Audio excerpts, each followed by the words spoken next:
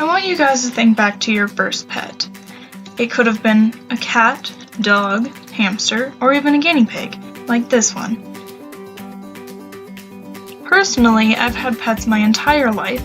I also did a 2-year internship at a veterinary clinic, and now I'm working at PetSmart.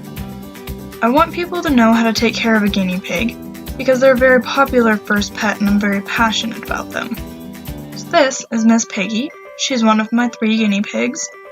She's the most social, so she'll be our demonstration pig. So first thing you're going to want to do with your guinea pig is set up her cage. So here's Miss Piggy's cage. Important things to include is a place for her to hide. So she's got this little house. Chew toys. She's got a couple different toys. This green and yellow one is her favorite. You also want to have food and water places, so she eats her food out of this bowl, her hay out of this rack, and her water out of this water bottle. And finally, you want to have bedding. So what she uses for bedding is paper.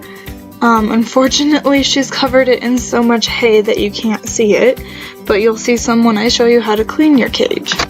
So one of the important things with taking care of your guinea pig is making sure her cage stays clean.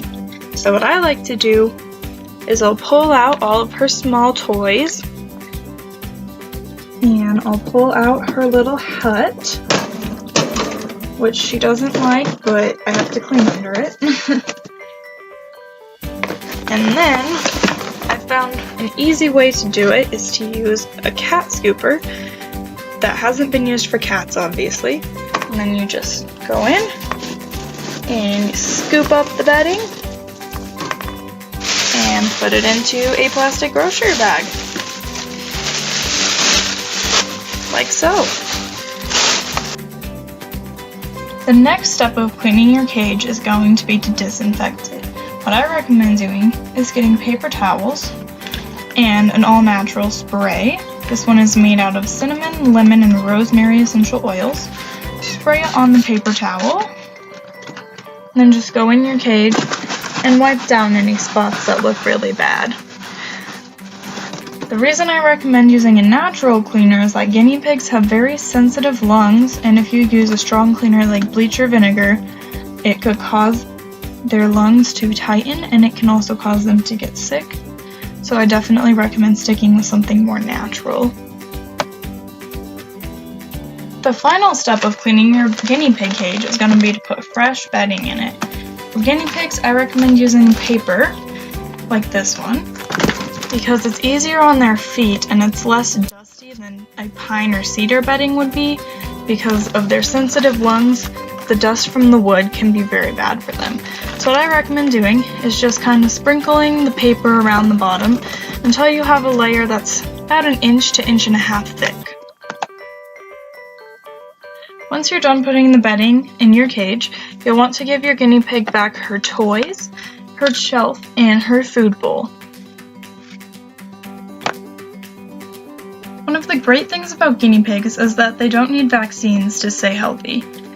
You just need to monitor your guinea pigs for signs of illness, such as a runny nose, sneezing, or a cough that could indicate a respiratory infection, or for diarrhea, which could indicate that she has wet tail or an upset stomach, which is easily treatable over the counter. You also want to make sure she has a proper diet and exercise. To exercise them, I have a little playpen. It just folds up so I can store it easily. And it's about 3 feet by 3 feet. They can run around and play in it, and I can attach others to make it bigger. For feeding and watering with your proper diet, you're going to want to do Timothy hay, which is pretty easy. You can get that at most stores. You'll also want to do pellets. I give mine the Oxbow pellets because they are recommended by my veterinarian, and they're also full of vitamins that she needs. Finally, when you water your guinea pig, you'll want to put it in a water bottle like this. Guinea pigs can't really drink very well from bowls of water, so they just come up and they put their mouth here, and then the water drips into their mouth, and it's how they drink the water. When exercising or playing with your guinea pigs, it's important to make sure they're in a safe space. I use this little fence to keep them away from places where they can chew on electrical cords, because a lot of guinea pigs will do that, and it's very bad for them as they could get electrocuted and die, which is very unfortunate. You also want to make sure their play space is either on the ground or very close to the ground. Guinea pigs lack depth perception, so it's very possible that she could fall and hurt herself if she gets near the edge of a bed or table.